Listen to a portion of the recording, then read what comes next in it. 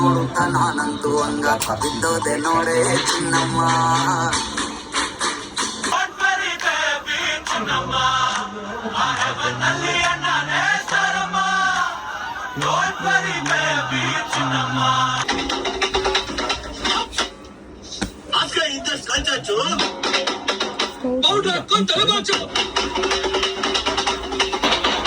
ದೂರದ ಬೆಟ್ಟ ನುಣ್ಣಗೆ ಕ್ಲಾಸ್ ಹಾಕೋ ಕಣ್ಣಿಗೆ